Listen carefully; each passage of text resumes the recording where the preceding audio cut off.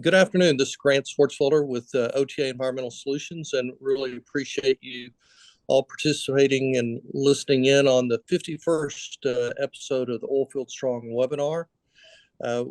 As you know, we post these on our YouTube channel. Just go to YouTube and look under Oilfield Strong, and you can see the previous webinars that we've got, and this will be posted shortly. Feel very lucky to have Ryan Keys with us. Ryan, I've seen you on numerous presentations. You do a great job.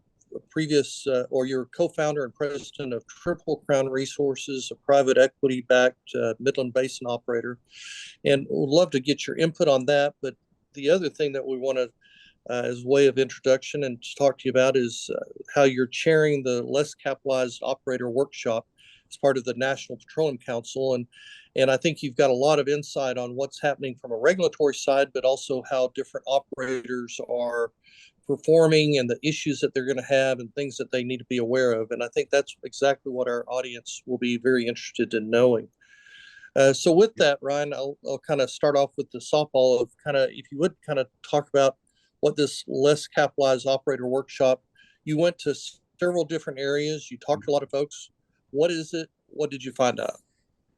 Yeah, so it was an initiative from National Petroleum Council, which was founded as an extension of a wartime World War II effort, coordinating supplies during the war. And President Truman in the late 40s said, okay, this is a good peacetime thing to do. So the NPC advises the Department of Energy, back then as a Department of Interior, on all things oil and gas since the 40s. So that's regardless of who's president, D or R or whatever. So so they organize studies, and this one is the NPC's dominated. Their membership is dominated by the majors. The household names, big oil and gas companies. They don't have a lot of representation from smaller companies, which they call LCOs, less capitalized operators. And I'd always joke, it's just like, hey, are you calling us vertically challenged, or is that kind of what that is?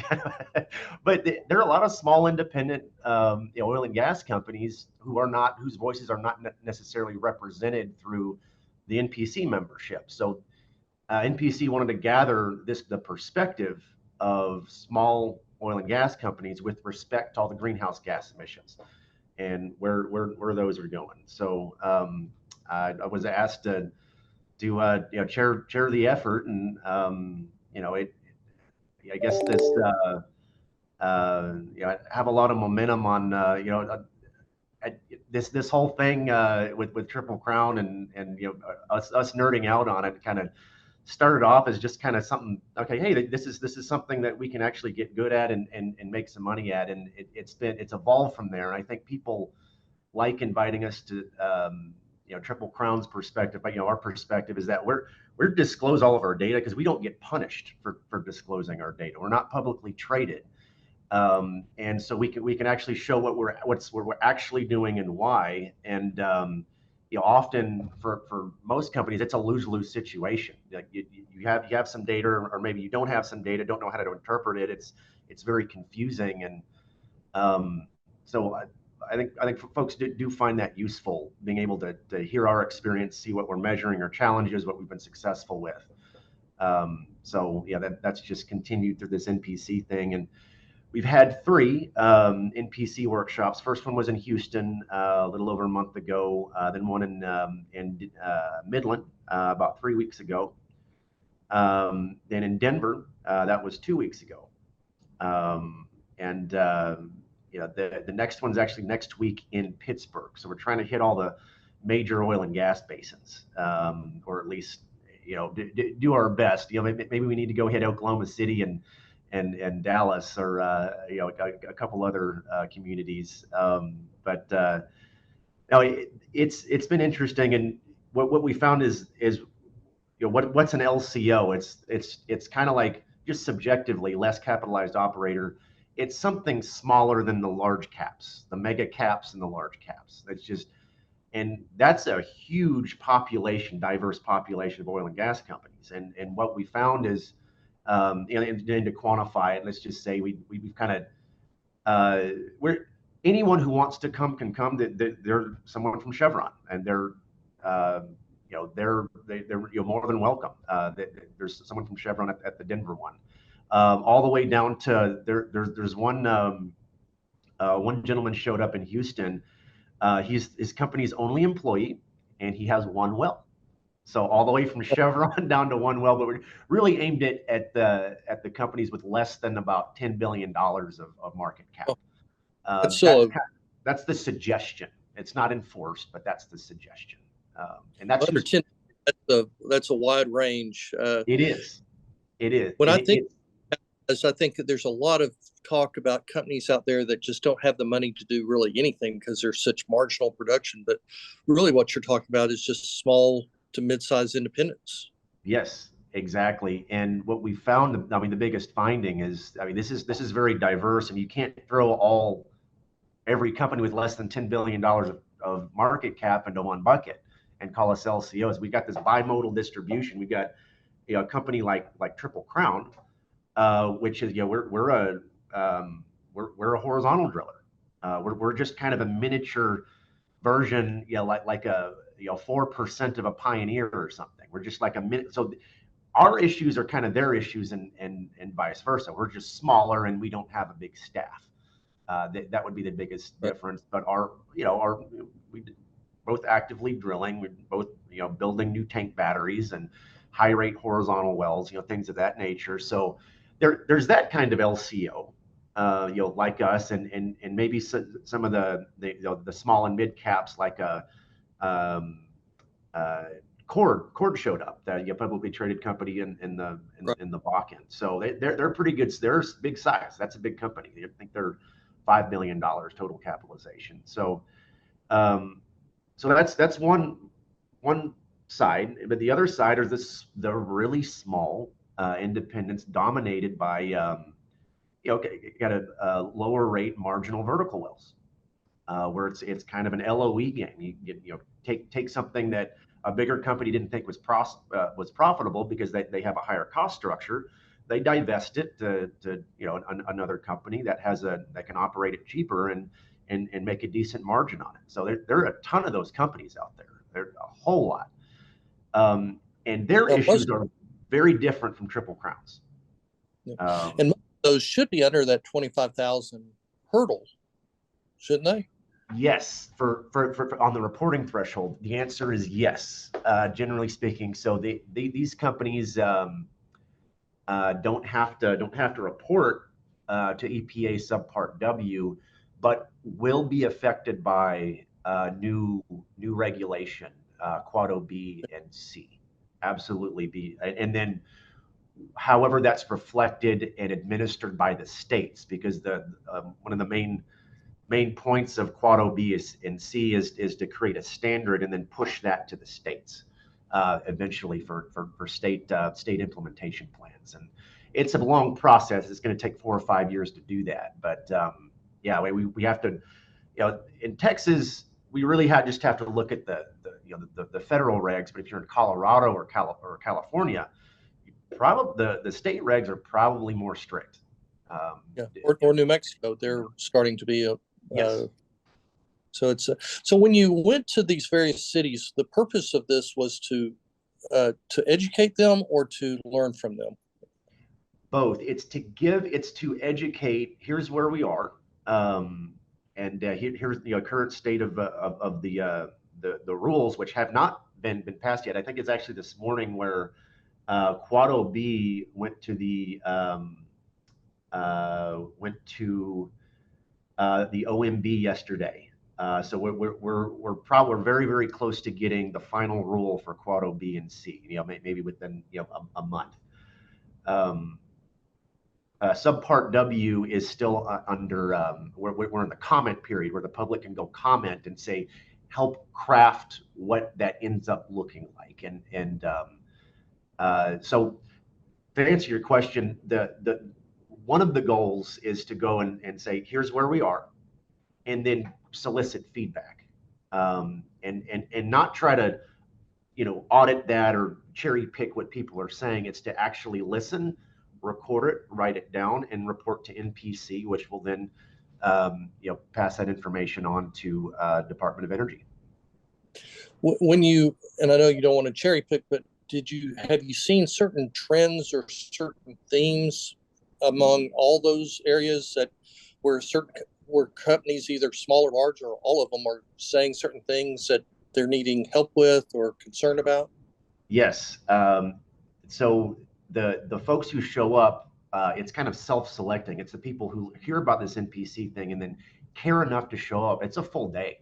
It is a full day. So these are people who are committed to understanding the rules and to getting their emissions down, and they want to do it as cheaply as possible. But without fail, regardless of who's responding and where it was, there is frustration about how complicated Quad O, B, and C and Subpart W are to understand. They're very complicated, and it's very nuanced, and there's a lot of back and forth. There's a lot of things that can be Pandora's box. It's like, especially with the super emitter rule. It's like, oh gosh, what are the second or third or fourth order effects of this thing? We don't know that yet. So you start thinking about this and playing it out. It's like, oh my goodness, this is going to be it's going to be kind of hard to administer. And one of the biggest frustrations is that out of EPA, and they're doing their job as best as they can understand it. This is complicated for them too. You have Quad O B and C, which is taken place of Quad O A on this is greenhouse gas regulation. Not necessarily in a quantifiable way. So there are a lot of pieces to that, and you almost have to show up to the NPC deal or some other seminar and sit down and take some notes for several hours to understand all the nuances there. But you've got Quad O, B, and C, and then Subpart W for the bigger operators that have to report their emissions and quantify them. And this is what's going to get starting in 2024 to some extent. It's more going to be 2025. Oil and gas companies in the United States that report through Subpart W can and will be fined for their emissions, their greenhouse gas emissions above a certain threshold. This is where it gets, up until this point, it's here's my emissions. There's really no penalty. They just wanted, quantification, tracking. Tracking was important, but starting really 2025 in earnest, to some extent 2024, but 2025, that's when we'll start getting fined. Absolutely. And and the fines you're talking about, that's a methane intensity tax. Yes, that's methane intensity. Yes, sir. Okay.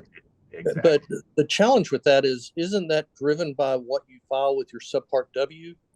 And then that feeds the greenhouse gas, but they are changing Subpart W and you don't even know what they're changing it to. Exactly. Yes. There have been some suggestions, some guidelines, but there's still a lot of uncertainty about how this is going to look. And some Quad O, B, and C sometimes is inconsistent with, at best, inconsistent with Subpart W. They're both coming from EPA. I think you're being polite. Sometimes they're in direct conflict with each other. There you go. And it just depends on the situation. And it's not that they're just, it's not necessarily their intention, but these things are complicated. The more complication and nuance and restrictions and specificity you provide to something, the more situations where you will have a conflict. And that's probably the biggest takeaway, especially from the smaller, mom and pop operators with especially the operating the small vertical wells. It's just like, they're appreciative of the awareness, but oh my goodness, how am I going to, even though they don't have to report through Subpart W, it's just compliance with Quad O, B. It's overwhelming. It's over. So we need to, one of the things we're brainstorming on is kind of like, what's the kind of permanent support? Maybe trade groups should be the focal points for this, local trade groups for the small mom and pop operators to go get resources and climb the learning curve. That's a big conclusion we've reached. On the changes to Subpart W, I've heard two different things. One, that it's going to be trying to be more accurate, more precise. But the other is that I've heard that they're doing these changes to make it more, uh, try to include more companies and make it, allow it to grab more or affect more companies. What's your sense on either of those? So the reporting threshold is 25,000 metric tons per year. You don't know. No one really knows what they are until you go through the motions. So our first time reporting, we didn't know where we were. It was 2021. We were right there, right at that threshold. So hopefully that helps someone out there. It's just Triple Crown's about, at the time we were about 20,000 BOE a day gross operated production, because that's what we're reporting on. Gross throughput through our facilities. So hopefully that helps someone kind of gauge whether they should be reporting or not. And there's not, as far as I know, there's no audit. There might be some companies out there. It's like, oh, just kind of, well, what's subpart W? Up until the point, up until now, there's no penalty for, and this year included. We're going to report next year for 2023. This fine doesn't take effect for a couple more years, so you can report, and that's just numbers. It's numbers that gets reported. It's tracked, but there's no penalty associated with it. So it's kind of a disincentive to start measuring to begin with. So that's the other big complaint from the the operators is they think that there's a willingness to go do things that reduce emissions, but if we're being disincentivized from actually measuring, there's a lot of nuance in subpart W where it's actually a perverse incentive. If the goal is to find and detect and fix methane leaks, it should be. There are some perverse incentives in subpart W to doing that. It's going to just how things are calculated and reported. So that's another frustration. It's like, well, you want me to do a thing, but then you're encouraging me to not do the thing through the regulation. Like it's a little frustrating for people. And I guess the side of that is that if you're about to get taxed on it or fined on it, you kind of want to do it so you know what's about to happen, yeah, and have time to do something about it. Like, it seems like because of that subpart W, it seems to me that one of the byproducts is instrument error. That a lot of people have been adding instrument error because they're able to eliminate the natural gas powered pneumatics. Yep. And that kind of changed behavior there. So if you know what your numbers are, you can do something about it. But if you don't even know how it's calculated, how do you act? I know. Yes, and the instrument error, that's a pretty good example for why this is complicated, because in subpart W, there's still going to be the way we currently report is through the emissions factors, which it's just a number. That's a theoretical number. You're not measuring anything. You're just putting it in a spreadsheet and multiplying it by the emissions factor, and it spits out a number. What the next subpart W will allow you to do is better able to, so you can quantify it, whether that's a direct detection or lack thereof of the thing is leaking or not. Here's my OGI camera, or here's my point sensor, or here my flyover or something. I can see here's the equipment, it wasn't leaking.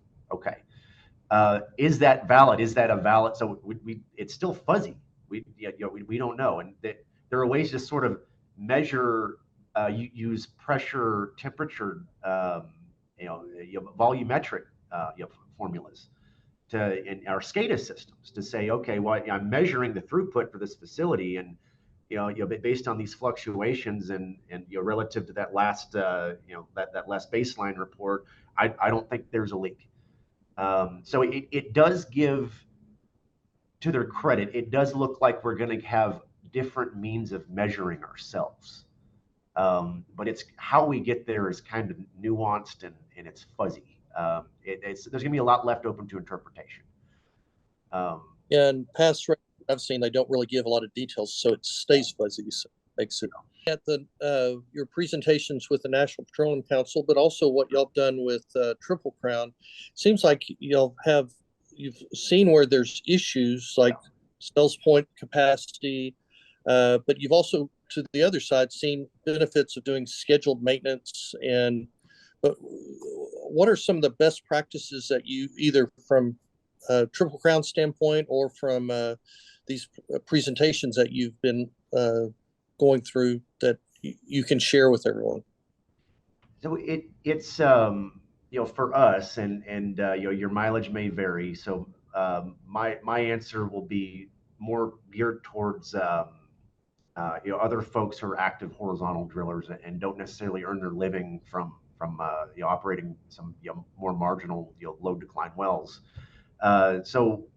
Generally speaking, the more you measure, the better. So whether it's reported or not, knowing what's actually happening and knowing your risk profile, you got to do that. The way the regulations are written, however, you kind of have to keep two sets of books, because it's square peg in a round hole. What's actually happening, and we measure, we're over complying with all the monitoring for the new Quad OB rule that's coming out. We're over complying with monitoring ourselves, but we're not going to report that.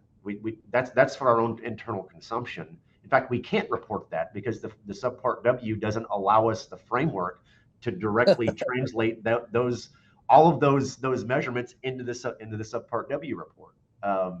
Some of it can, and that's part of the interpretation. But I think, generally speaking, this probably does apply to everyone, marginal well operators included.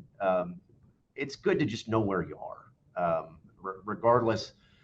You don't have to tell anyone. And most of these detection firms are on your side. They're not going to. There's confidentiality in the service agreement. They're not going to go tell anyone. But measure, yeah, that's the best part. The first step is just measure, and preferably do it 3 or 4 times to get a good baseline and understand your own assets. I've had some oil company leaders say that really emissions and being more detailed with how emissions are handled have actually made them a better run company. Yeah.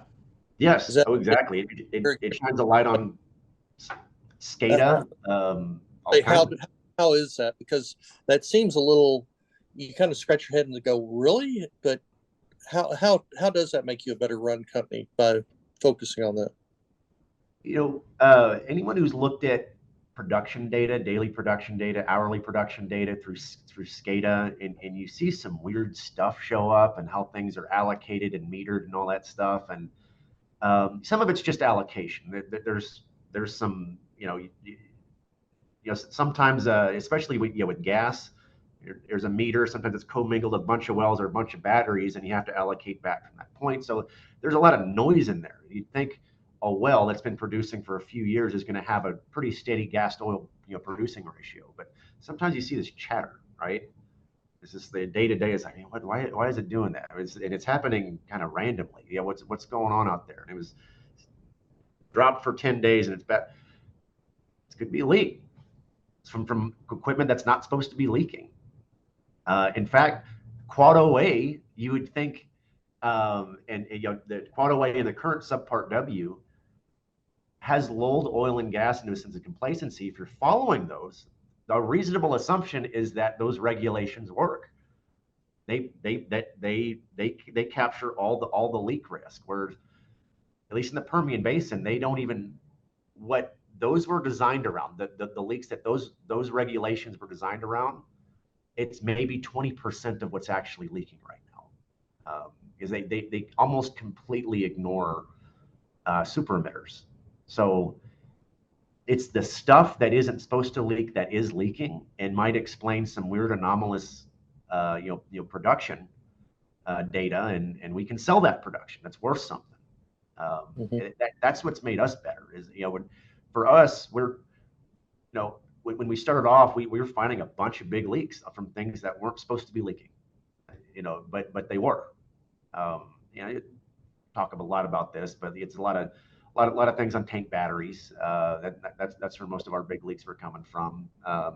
So completely redesign, rethink our thinking of how to build a good tank battery. Moving forward, how to prevent emissions in a real life way instead of this theoretical way. So that it has been pretty interesting, and then we can rely on our SCADA out there, and we get minute by minute data on a lot of our from our batteries and our wellheads. We have that, and being able to go and do some forensic analysis, like, well, did this show up? Like, where did the I had this emissions event according to a flyover. Well, did it show up in my SCADA? Often it does.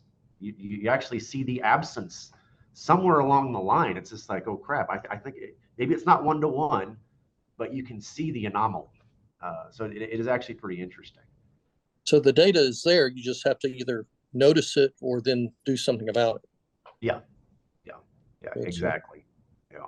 So where do you think this goes from here as far as, and that's kind of a two-part, kind of how Quad OBC, all this is going to be rolled out, but then also suggestions for these smaller operators. And a lot of the people that listen to this are well below 5 billion. They're kind of more in the, hundreds of million type size. So, but what should they be doing to really be prepared for what's about to happen to them? So there's there might be more NPC workshops, and they are free. This next one in Pittsburgh is, I guess, but by the time this is released, it will be over. But there might be future workshops. But I think one of our conclusions is that the trade organizations, local trade organizations, should have at least a starting point for where you can go look. There are a lot of good consultants out there with some kind of cheat sheets where you can go look and kind of a quick summary of like, okay, if I'm a marginal well operator, here's what my operations look like. What do I need to be concerned about? At least that's a starting point. And then at that point you can start asking the right questions from that starting point. So doing that and just getting just getting that first measurement if no one's measured yet. So yeah, I think just understanding what the rules are in OTA. If you go on our website, OTA Environmental Solutions, we have a cheat sheet like you described on Photo ABC happening. There you go. So there are others that have that just as well, but I do think just having that basic knowledge, and that's where these webinars come in, but then being able to go out there and actually do something physically, whether it's fixing your thief hatches. There's so many little leaks that can be done just by tightening up. But most of our fixes, it was kind of hard to allocate a cost because it didn't really cost anything. There's no equipment. It was just our field operators' time. They not necessarily what one of our people, but another with another on-site consultant or something. Yeah. So if you just put the proper weights or springs on your thief hatch, that goes along. Oh yeah, the biggest ones were just that. Yeah. Well, so your NPC effort, will there be a report that comes out of it that people should look forward to, or? There will be. I think because this is through the Department of Energy, this might. I think this is public. Can be publicly consumed, publicly available. I don't know exactly when this is going to be, but it just had there's a big meeting that happened last week in Oklahoma City, and what are the big conclusions? We presented those so far for the first 3 workshops, and some we've already discussed, but I mean Well, I think we did touch on just about all of them. You could maybe get into a little bit more detail on some, but I mean, the first, you know, uh, you and I talking just now, this is basically going to be their summary. Okay, very Of good. all this. Well, Yeah. if there is one, then I'd welcome you coming back to share, because then I think, and by then we might actually know what Quad OB and the Part W actually will be, and then we can have something material to discuss. Yeah. Well, thank you very much for. Oh, go ahead, sir. There was one more thing I didn't Yeah, one more conclusion I guess what we should say is there should probably be there needs to be better alignment between upstream and midstream. The supply chain is not aligned with how we're as an industry going to tackle this, and it kind of starts at the the contract level where the upstream dedicates acreage or assets to the midstream company. That hopefully all this going on, maybe some silver lining to all this is that we become better aligned, more aware of this, and then therefore better aligned, because we can't prevent 100% of our leaks unless we're more aligned, that there's more synergy between us, that we both care just as much, where if they don't leak, we win. If we don't leak, they win. That's what we need to do together. And I don't that's not how it's set up right now. We're trying to kind of push liability onto each other. When you're talking about midstream, I interpret that as needing more takeaway, but now you're saying something about leaks here, leaks there. Is it the takeaway not having enough, and if you had takeaway, or is it something else? That's one root. You talk about the root causes of our leaks, and we have a subset where the root cause is midstream. And then if and when we bring it up with them, they're going to say, well, yeah, you're going to have to pay more for more compressor redundancy. When a compressor goes down, might back out some production or create a pressure event, which might cause some leaks. So operators are going to probably have to be willing to pay more for that redundancy, or for secondary offtake, or something. But then the midstream companies are going to be held to a higher standard if we're paying more. Luckily, our numbers, at least for us, your mileage may vary, is those higher fees pay for themselves, just through the added revenue from selling that gas. Okay. That those are our calculations anyway. That it might be different for someone else. And when we start calculating the fines, especially starting in 2025 from the IRA, then it's really going to be worth it to pay a couple extra cents per MCF for some compressor redundancy or whatever. I hope that we can be proactive about this, and we can maybe amend some of these contracts that we currently have, and we don't have to start off a brand new one. I hope we can get to that point, because there's a lot of value to be made, and also fines to be avoided by getting along better with each other. Yeah, no, I think that's a great point to leave on, that it is, if we could all work together, it would definitely help. So, Ryan, I look forward to having you come back and give us an update once you get your workshops done, and Sure. you get all the conclusions figured out, and that way you can have all the answers for us that you can share. So, absolutely. But Ryan, do appreciate you being on, and look forward to talking to you later. All right, appreciate it. Cut that off right there, Ryan. But do appreciate you being on, and there's that Permian resources, the thing you spoke on with Melinda and Tracy, all this, and do workshops or do the industry groups, and then so many of these companies out there, they don't care.